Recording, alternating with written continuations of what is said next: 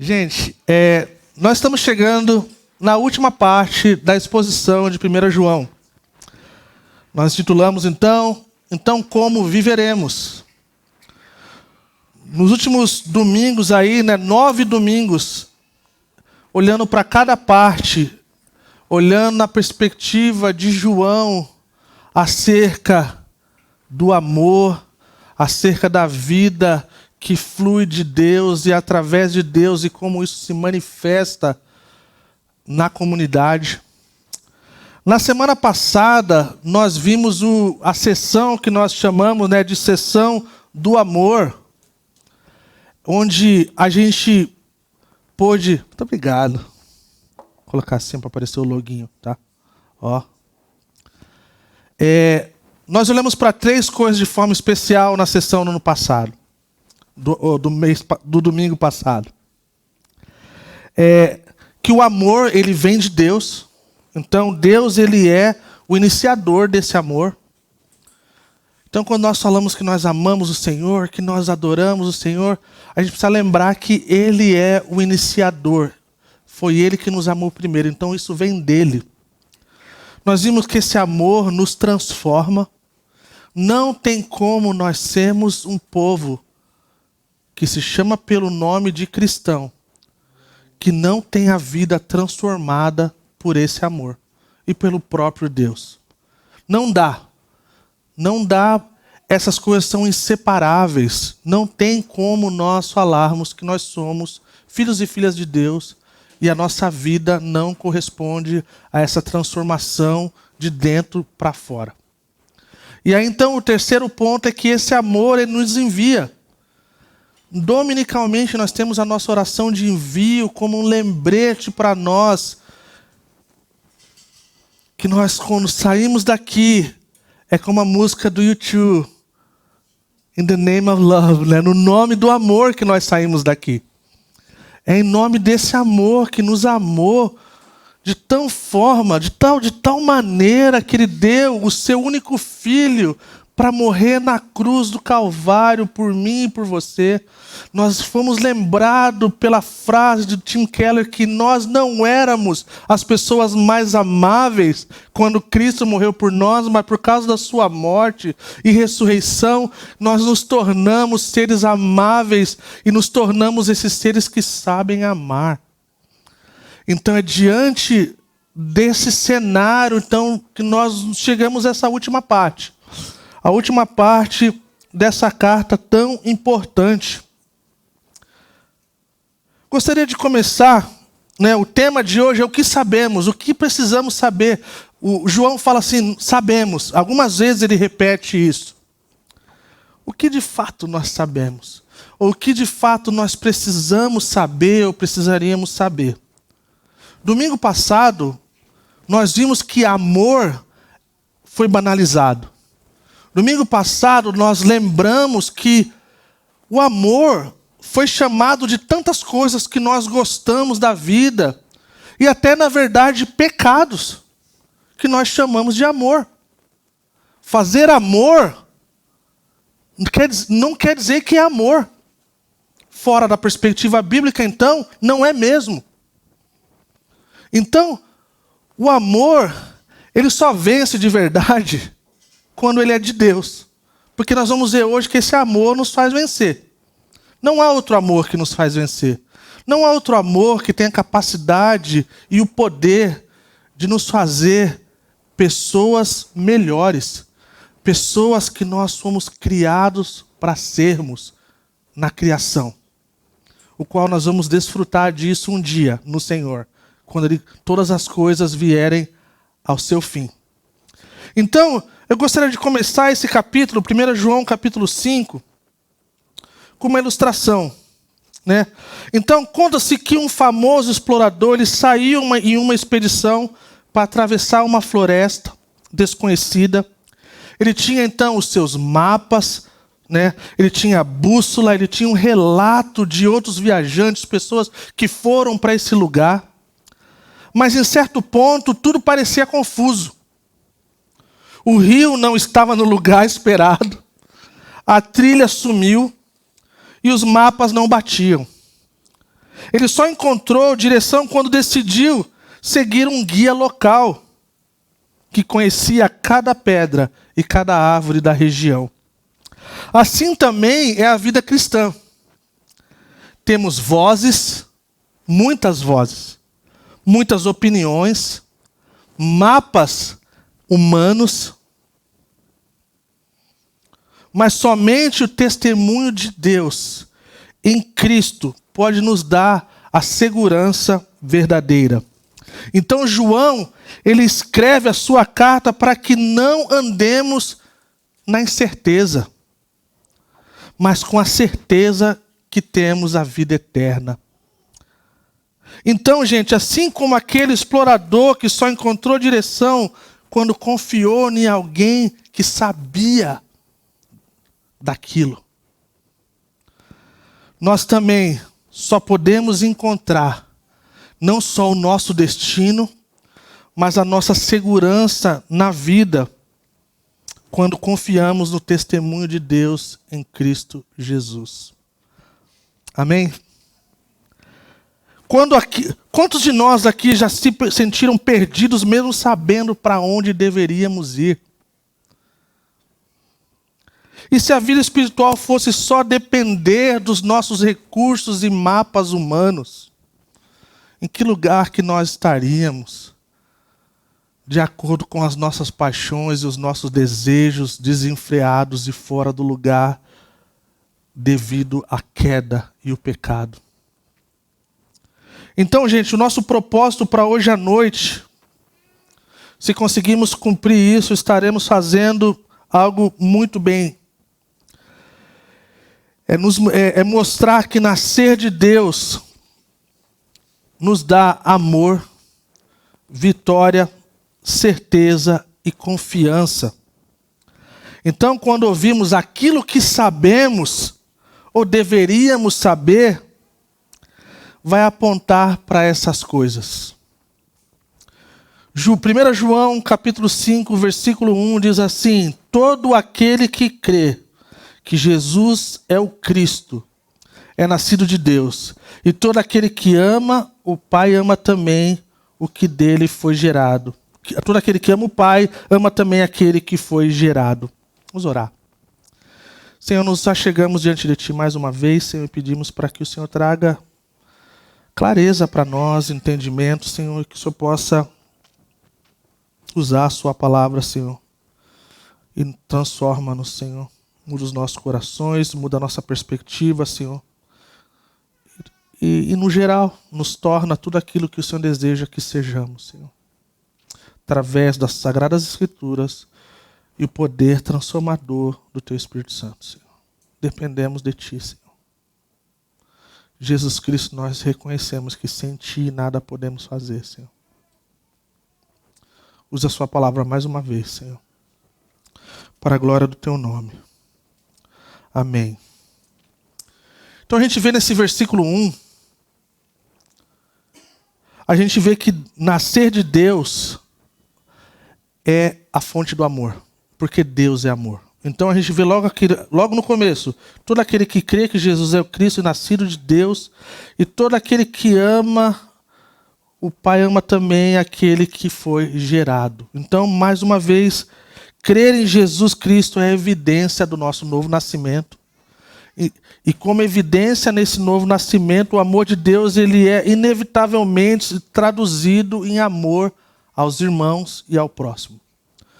Não dá para viver de forma separada disso. Ódio, falta de respeito e tantas outras coisas que têm carregado e têm vindo junto com o nome crente, jamais deveriam andar na mesma categoria. Jamais. Jamais. João começa mostrando que nascer de Deus muda a nossa relação com Ele e com o próximo. Não tem como vivermos como no passado. Ah, mas eu sou assim. Mas você não precisa ser assim se você não demonstra o amor de Cristo na sua fala, na sua vivência e da forma que você se expressa. Como nós podemos saber que nós nascemos de novo? É uma pergunta bem importante. Quantas vezes, quantos de nós na fé, talvez quando éramos novos convertidos, ficavam perguntando, talvez, se naquele dia que nós pecamos, se acontecesse alguma coisa, se nós iríamos para o inferno.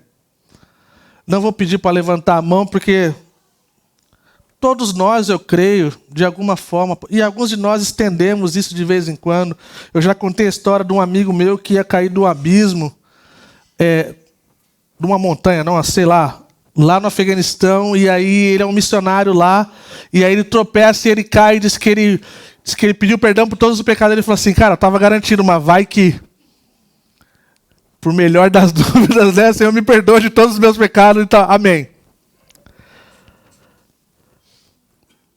Mas como nós podemos saber que nós nascemos de novo?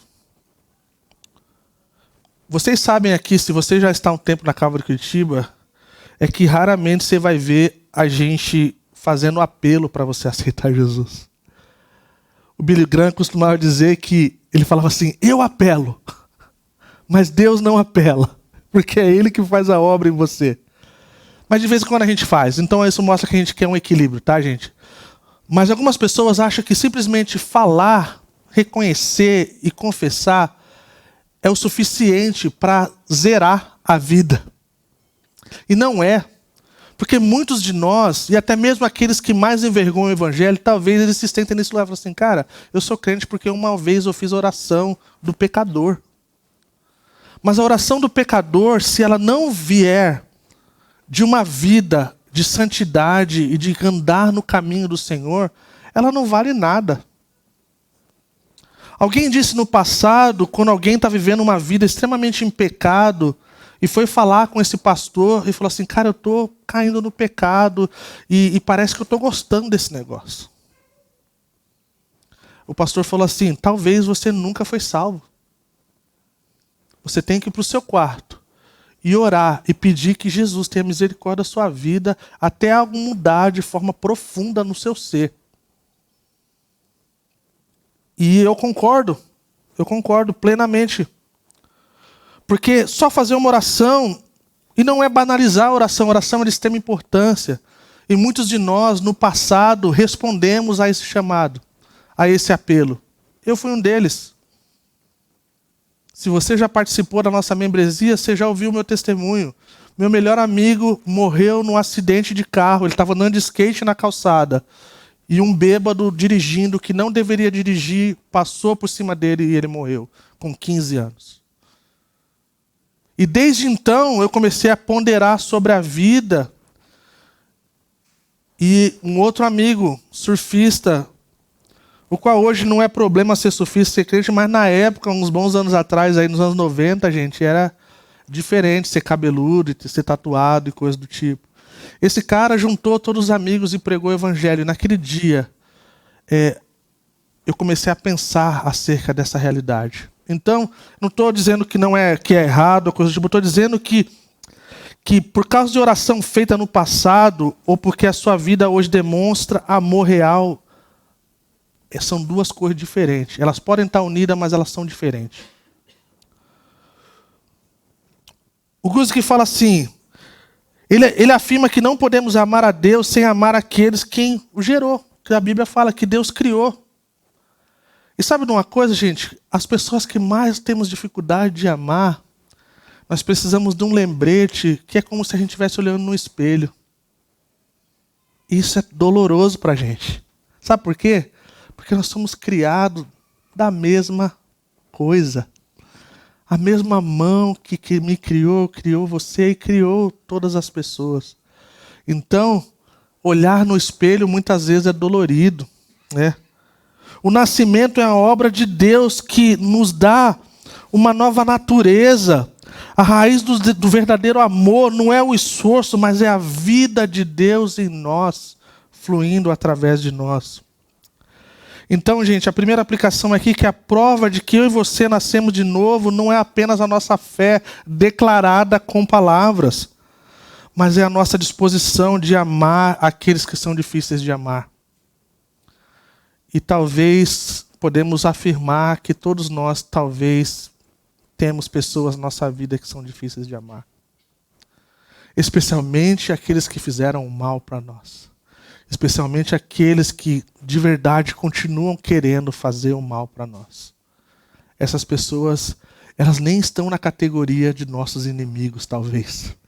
E Jesus falou que nós deveríamos amar os nossos inimigos. Então esse é um desafio para a gente. Amar. Versículo 2 e 3. Assim, ó a palavra, assim sabemos do quê? Que amamos os filhos de Deus, amando a Deus e obedecendo aos seus mandamentos. Porque nisto consiste o amor a Deus, em obedecer aos seus mandamentos, e os seus mandamentos não são pesados. O que é nascido de Deus vence o mundo, e esta é a vitória que vence o mundo, a nossa fé. Quem é que vence o mundo? Somente aquele que crê que Jesus Cristo é o Filho de Deus. Então ele faz a pergunta e já responde e remete de novo a essa coisa. Então, olhando o versículo 4 e 5, e na verdade olhando o versículo 2 adiante, nós vemos que o amor de Deus, ele se manifesta em obediência. Parece ser repetitivo, mas é repetitivo mesmo, gente. É uma coisa pedagógica, de repetição, para fazer com que isso desça do nosso intelecto para o nosso coração e assim se torne prática nossa. Os mandamentos não são pesados. Quando coisas acerca de Cristo parecem pesadas para nós, talvez é um indicativo de que nós estamos tentando fazer a nossa própria carne, do nosso próprio esforço. Porque o seu jugo ele é leve, o seu fardo é suave. Quando nós queremos fazer assim, nós entendemos que nós precisamos abrir a mão e baixar a guarda e pedir ajuda do Senhor. E isso é assim até com o pecado, gente. Tentar lutar contra o pecado somente na nossa força a gente perde. A gente precisa ir diante do Senhor e pedir ajuda. Né? Então, gente, esse amor, ele não é abstrato. Ele se move em obediência, ele é revelado em obediência. Então, se você sente que os mandamentos de Deus é como um peso ou como um privilégio? É uma pergunta digna de ser respondida. Será que é um peso para a gente vir domingo para a igreja? Será que é um peso para a gente abrir mão de algumas coisas por amor a Cristo e a sua igreja? Será que é difícil para a gente abrirmos mãos de coisas que nós amamos? Que talvez deveriam ter outro adjetivo? O Keller falou assim como uma relação de amor, marido, esposa, pais e filhos, os mandamentos não são vistos como prisão, mas como expressão do amor, assim também com Deus. Gente, nós podemos ser honestos que muitas vezes pode parecer um fardo para a gente, a nossa família. Tem dias que são terríveis.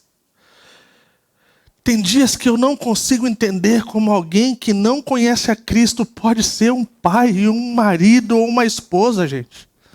Várias vezes eu penso nisso. Quando meus filhos nos tiram do sério, eu penso, cara, como alguém sem Cristo responderia a essa realidade?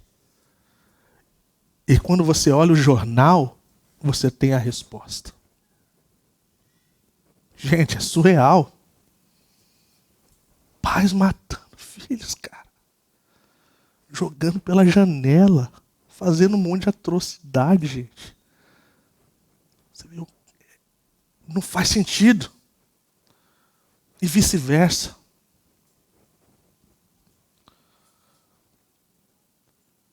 Então, uma aplicação importante para a gente é que o cristão que reclama desse peso das coisas, talvez não esteja experimentando o amor de Deus da maneira plena.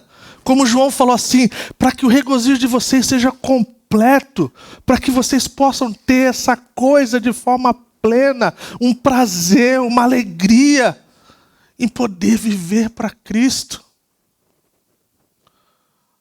E então a gente vai poder saber lá no fundo do nosso coração, numa frase que é muito importante para nós como Calvary Curitiba, de que o nosso fundador, o pastor Tchek, falava assim, só o que for feito para Cristo vai permanecer até o fim, gente. De toda a nossa vida, de todas as coisas mais incríveis que eu e você podemos fazer aqui, todas as outras coisas vão queimar, vão ficar para trás, mas o que foi feito para Cristo vai permanecer. E isso para alguns de nós vai ser em forma de um legado para as próximas gerações, se o Senhor nos der a graça de vermos outras gerações.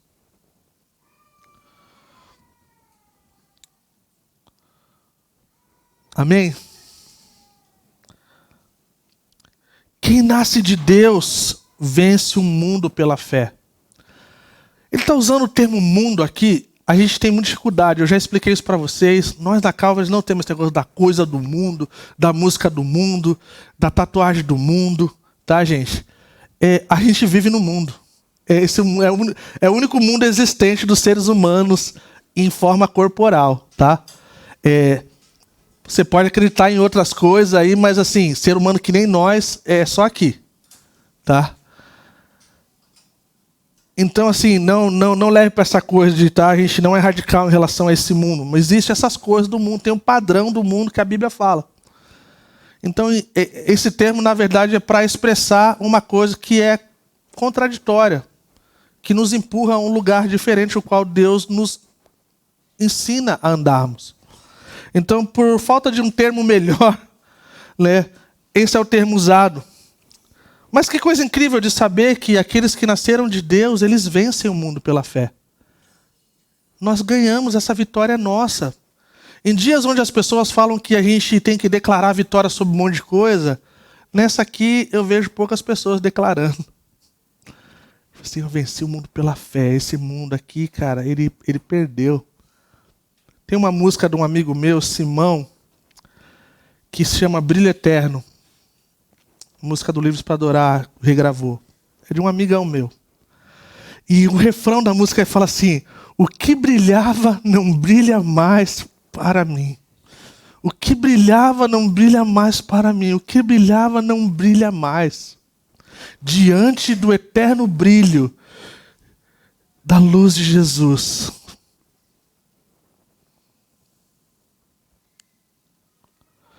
Então a pergunta, mais uma das tantas perguntas que nós temos para hoje à noite é, onde você tem sentido que o mundo parece maior que a sua fé? Que parece que você não tem vitória nisso? Que você parece sempre estar perdendo diante dessa coisa? Nós estamos no versículo 4 e 5 que eu li, tá, gente?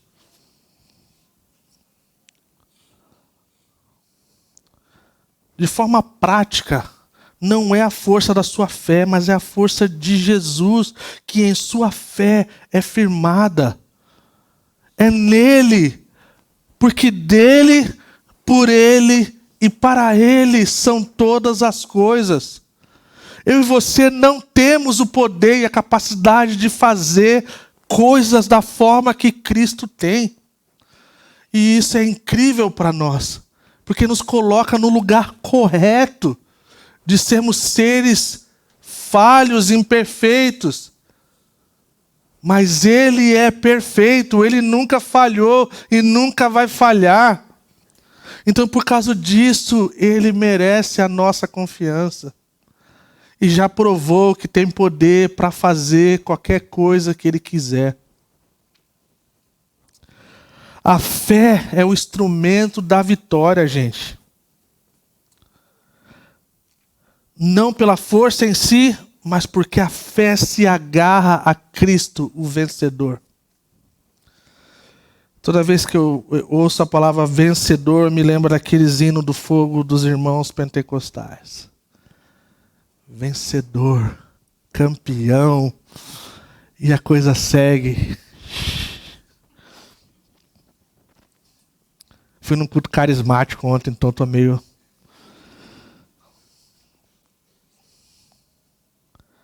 Dr. Lloyd Jones falou desse texto, ele fala assim que a fé bíblica ela é ativa, não passiva. É confiar, é depender e perseverar em Cristo apesar da oposição do mundo. Então a nossa vitória, crentes em Jesus, escutem isso. A vitória do crente não é a ausência de lutas, dor ou sofrimento. Isso que estão oferecendo é mentira, não é verdade. Mas a certeza que nós temos diante das Escrituras, em Cristo, que o resultado final já está garantido. Que nós já sabemos o final desse filme, gente. Lá no final desse livro está dizendo que Cristo venceu e o seu povo venceu. Se isso não mexe com as nossas emoções e as nossas afeições, nós precisamos de um check-up do nosso coração. Porque talvez nosso coração precisa ser amolecido.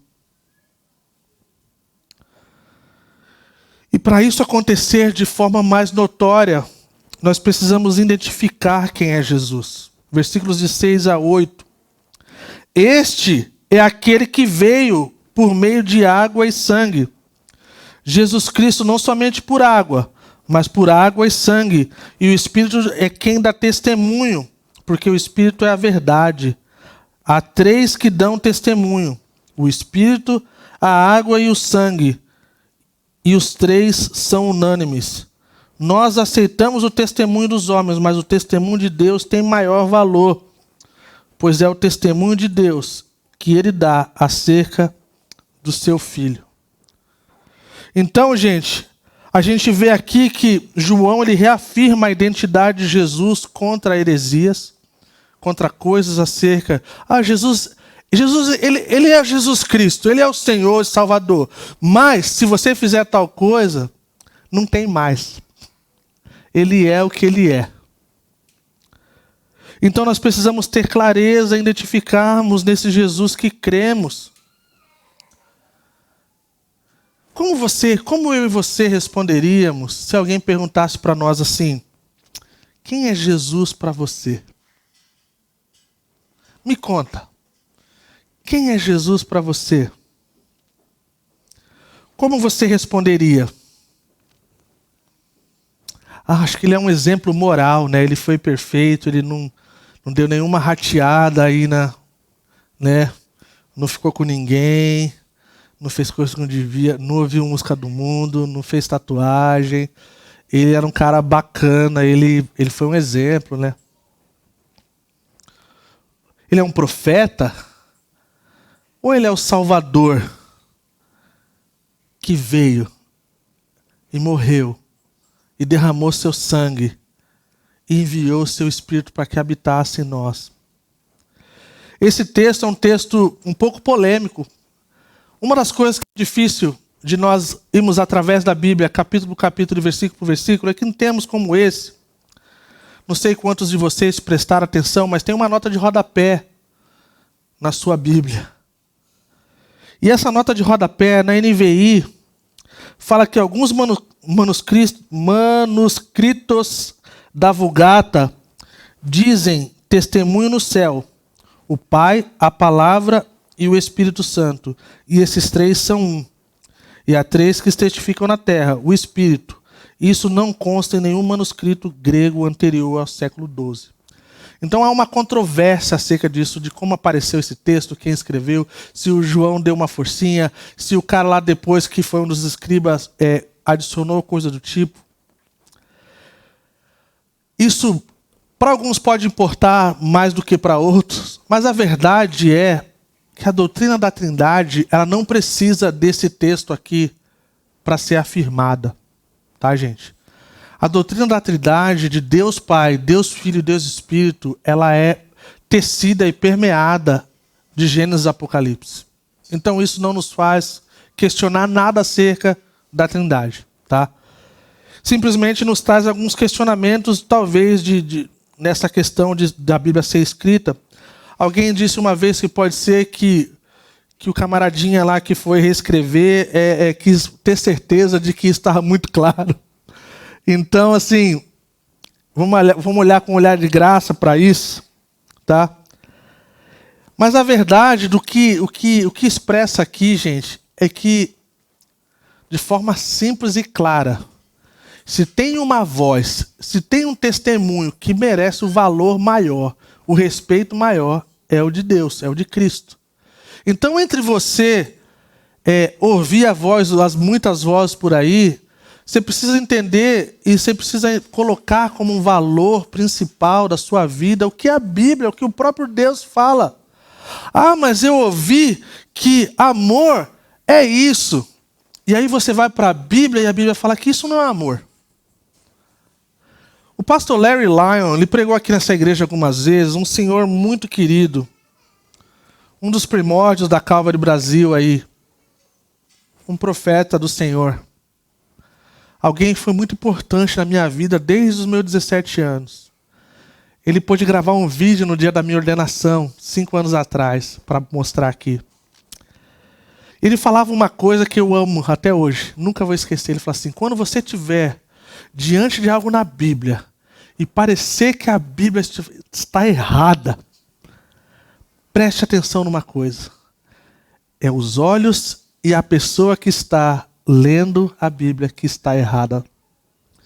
Porque não existe erro diante das Escrituras. Ela é inerrante, ela é infalível. Então, olhando para essa realidade, né, nós precisamos olhar da forma que nós temos confiado e valorizado as palavras dos outros. Isso nos coloca num bom lugar, gente.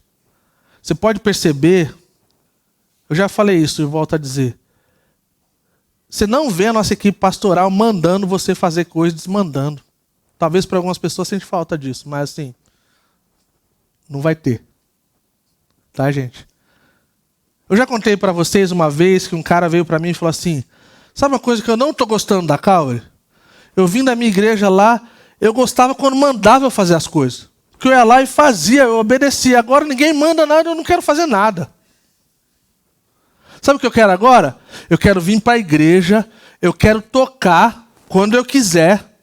Eu quero vir para a igreja quando eu quiser, eu não quero que ninguém nem mande mensagem para mim perguntando o que aconteceu quando eu vim no domingo passado.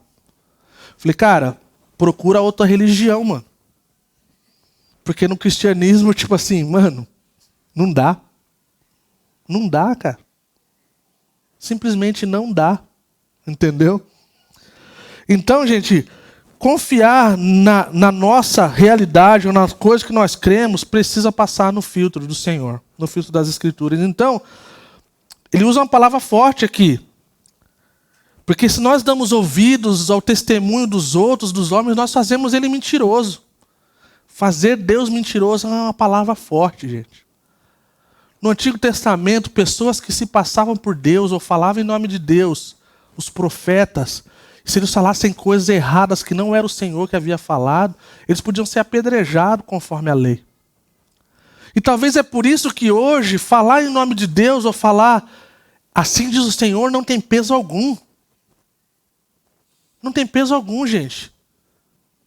Quando os profetas iam diante de uma nação e chamando a nação ao arrependimento, a terra e o povo tremia.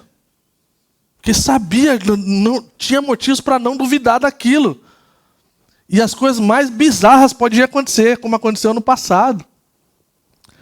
E até no Novo Testamento teve gente que morreu por mentira. Mas parece que a gente perdeu o temor. No Novo Testamento, gente, lá no livro de Atos. Então, será que na prática estamos tratando Deus como mentiroso quando não confiamos em sua palavra? Somos uma igreja que ensina a Bíblia dominicalmente, expositivamente, sistematicamente, mas lá no fundo, algumas coisas a gente relativiza, algumas outras coisas a gente não leva tanto a sério.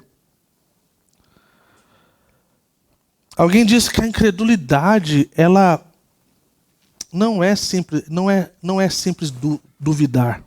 Não é uma dúvida. é chamar Deus de mentiroso. Cara, isso é forte, gente. E eu sempre vou repetir isso, gente. Questionar, trazer dúvidas, não é um problema se o seu coração está num bom lugar. De querer saber as coisas, de querer entender o que é a verdade, de querer entender que talvez a gente não está num bom lugar. Isso está tudo bem. Eu vou sempre dizer que vocês vão ser sempre bem-vindos a vir falar conosco. Mas não venha com o seu coração orgulhoso. Não venha com o seu coração numa forma de que as coisas têm que ser do seu jeito. Porque nem para nós, como pastores, é do nosso jeito. E nós não queremos que seja do nosso jeito. Nós queremos que seja o modelo de Deus. Da forma que Deus deseja o máximo possível, gente. A fé ela não é irracional. Ela é resposta adequada ao testemunho próprio de Deus. Ela não é louca. Nós não precisamos ser xaropes para termos a nossa fé num bom lugar, biblicamente falando.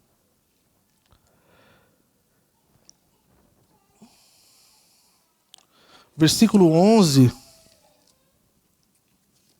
diz assim: e esse é o testemunho, Deus nos deu a vida eterna e essa vida está em seu Filho. Quem tem o Filho tem a vida, e quem não tem o Filho de Deus não tem a vida. Escrevi-lhes estas coisas a vocês que creiam no nome do Filho de Deus, para que vocês saibam que têm a vida eterna. Então a vida eterna não é uma promessa vaga, mas é uma posse presente em Cristo. E nós então chegamos, gente, ao coração dessa carta. A certeza da vida eterna. Tem um pastor da Calvary muito famoso. O filho dele batia no escritório de tempo em tempo. O garoto era novo, aí talvez nos seus quase 20 anos, e falava assim: pai, eu acho que eu vou para o inferno. Eu tenho certeza disso. Nossa, eu tô desobediente, eu tô fazendo um monte de coisa errada e tal. Eu vou pro inferno, pai. Como é que eu faço para me livrar disso? Aí ele falou assim: filho, você não vai pro inferno, filho. Você é menino de Jesus, cara. Você só dá umas rateadas de vez em quando, mas assim, você vai amadurecer.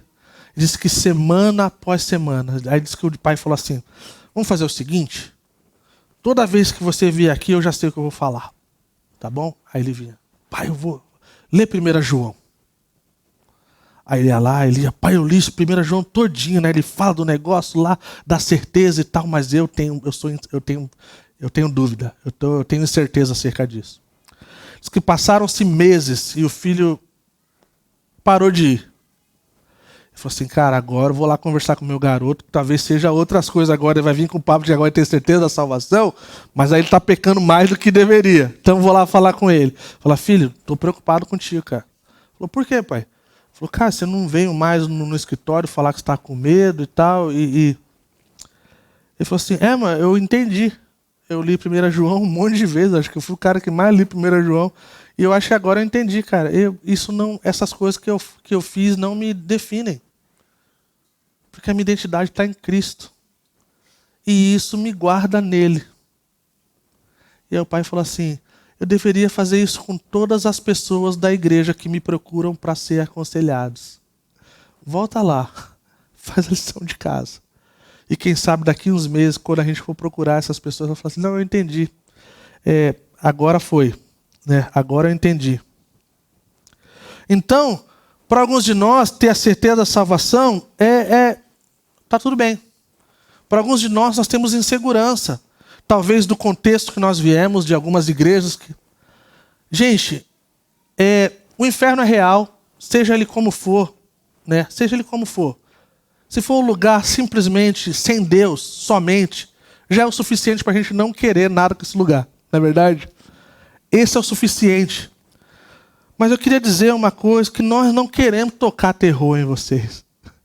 Alguns lugares eles fazem isso, gente. Ah, se você não fizer tal coisa, né? Não, gente.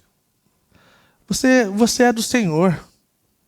E você tem o Espírito Santo. E você está guardado nele.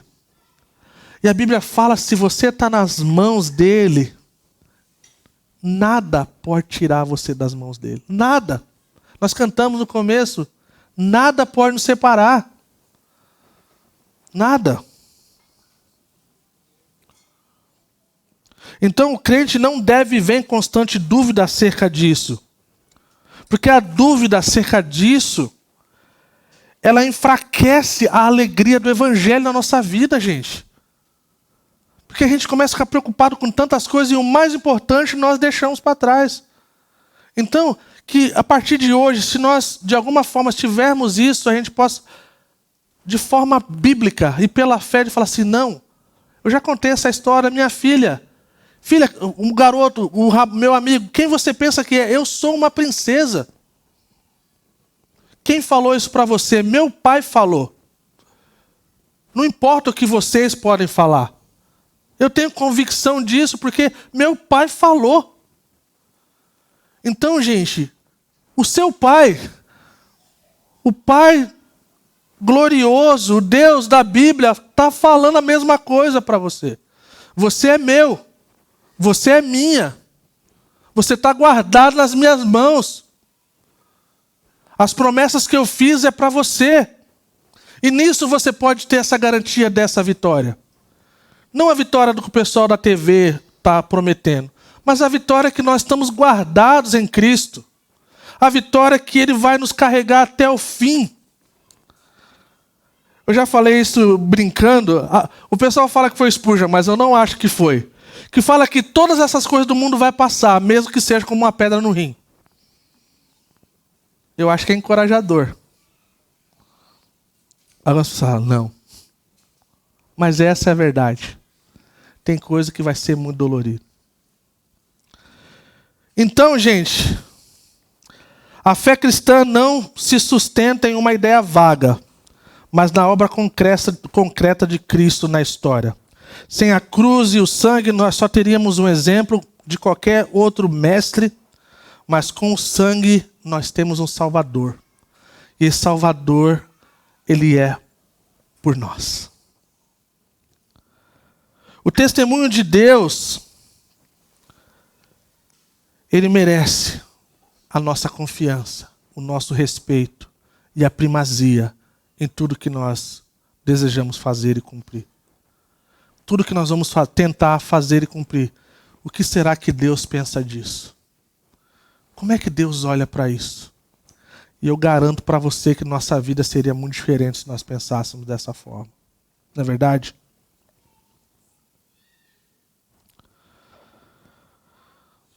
Então nós temos essa certeza na vida, no Filho. Para a glória de Deus, a vida eterna não está em rituais, em coisas que nós fazemos, mas está no próprio Cristo. O próprio Senhor. O Keller falou assim, muitos vivem em ansiedade espiritual, porque baseiam a sua segurança em sentimentos, não na obra concluída de Cristo. A obra concluída de Cristo é essa. Nós somos dele. Ele pagou o preço que nós não poderíamos pagar. Ele deu a sua vida por nós e nós podemos dar a vida para ele. Amém?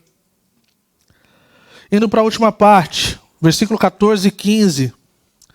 Esta é a confiança que temos ao nos aproximarmos de Deus. Se pedirmos alguma coisa de acordo com a vontade de Deus, Ele nos ouvirá. Mais uma vez a palavra aí, e sabemos que Ele nos ouve.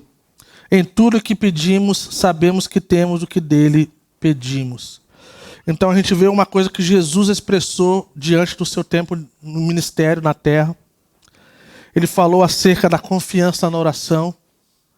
Algumas pessoas só pegam algumas partes desses versículos que Jesus falou. Se você pedir, Ele vai dar. Se você bater na porta, Ele vai abrir. Mas a chave aqui é se pedirmos de acordo com a sua vontade. Então, uma oração correta, uma oração ideal seria, Senhor, isso aqui, olha, eu estou almejando isso aqui é da sua vontade. Isso aqui é de acordo com o que o Senhor tem para mim. Porque se Ele não quiser, é bom que a gente não queira também. Eu costumo dizer que quando nós olhamos para trás, nós somos tomados de grande gratidão por tantas orações que o Senhor não respondeu. Não é verdade? O Senhor foi tão bom conosco, porque tantas coisas que nós pedimos que não era da sua vontade, ia nos levar a lugares terríveis, gente. Mas o Senhor, por sua infinita graça e misericórdia, nos guardou e não nos atendeu. E isso é muito precioso para nós. Então, uma oração eficaz, ela é alinhada com a vontade de Deus, né? Essa certeza também muda a forma como nós oramos. Venha o teu reino, seja feita a sua vontade, assim na terra como no céu. Senhor, como o Senhor governa no céu, como as coisas são lá, faz aqui. Eu estou orando por essa coisa aqui, Senhor, não sei, mas o Senhor sabe. Abre as portas que for necessária, fecha as portas que for necessária, mas não me deixe ir fora da sua vontade. Então João, ele nos dá esse critério de sabermos orar conforme a vontade de Deus, é uma coisa importante. E fecha essa parte dizendo que a oração não é convencer a Deus, não é declarar que Deus faça e fazer com que Ele nos obedeça. Não. É cooperar com o que Ele já deseja fazer ou está fazendo. Nós não precisamos orar para perguntar se o Senhor deseja que novas igrejas sejam abertas. Porque é o desejo dele que o seu reino seja expandido, pessoas conheçam o seu nome. E tantas outras coisas que nós sabemos. Então a nossa confiança não está no tamanho do pedido, mas na fidelidade de Deus. Olhando nesse critério de orar conforme a vontade de Deus e a própria oração que Jesus nos ensinou a fazer. Venha o seu reino, seja feita a sua vontade, assim na terra como no céu. Versículo 16 e 17, a gente vê essa questão do pecador. Se alguém vir seu irmão cometer pecado que não leva à morte, ore e Deus dará a vida ao que pecou. Refiro-me àqueles cujo pecado não leva à morte. Há pecado que leva à morte. Não estou dizendo que se deve orar por este. Toda injustiça é pecado, mas há pecado que não leva à morte. Está aqui mais um texto também que muita gente, talvez no passado, será que eu cometi um pecado que leva à morte? Será que eu blasfemei contra o Espírito Santo e agora não tem mais jeito, eu vou ser crente por 500 anos e não vou para o céu porque eu já zerei a vida do Super Mario? Não, gente. Se você tem a consciência e você tem alguma coisa lá no seu coração apitando e dizendo para você que você está fazendo coisa errada, você está ouvindo uma voz, essa voz ela é correta. E é bem provável que seja o Espírito Santo, aquele que convence do pecado, da justiça e do juízo. E nós devemos orar. Como nós não sabemos quem pecou para a morte ou quem pecou para a vida, seja o que for, nós devemos orar pelo irmão pecador. Essa é a verdade. Então, como nós não somos seres que sabemos essas coisas, nós oramos por todo mundo. Tá bom? Porque o amor cristão ele não é indiferente. Ele ora, ele luta pelo irmão em pecado. O amor cristão se expressa também na oração persistente por irmão que está caído. Terminando, versículos 18 a 21, vemos a nossa permanência em Jesus e o que nós devemos evitar. Diz assim, mais uma vez a palavrinha, sabemos que todo aquele que é nascido de Deus não está no pecado. Aquele que nasceu de Deus o protege, e o maligno não o atinge. Mais uma vez, sabemos que somos de Deus e que o mundo todo está sob o poder do maligno. A palavra antiga, o mundo jaz do maligno. Mais uma vez a palavra, sabemos também que o Filho de Deus veio e nos deu entendimento para que conheçamos aquele que é o verdadeiro. E nós estamos naquele que é o verdadeiro, em seu Filho Jesus Cristo. Esse é o verdadeiro Deus e a vida eterna. Então nós chegamos ao final dessa carta. Nós vemos essa realidade da palavra sabemos, o que nós sabemos, o que nós precisamos saber, o que nós deveríamos saber, né? A gente entende que o mundo, o governo desse mundo já é do maligno, gente. Todas as coisas que você vê, quando você acha que você já viu o pior do ser humano, você vê uma coisa pior ainda. É incrível. E aí algumas pessoas perguntam, onde está Deus? Deus está no mesmo lugar, centrado no seu trono, alto e sublime, governando sobre tudo e sobre todos, sem perder o controle, sem ficar desesperado de acordo com a política, com a bolsa ou com as criptomoedas. Ele continua sendo o mesmo, ontem, hoje e sempre. Então, quem é nascido de Deus não vive no pecado. Essa é a palavra habitual.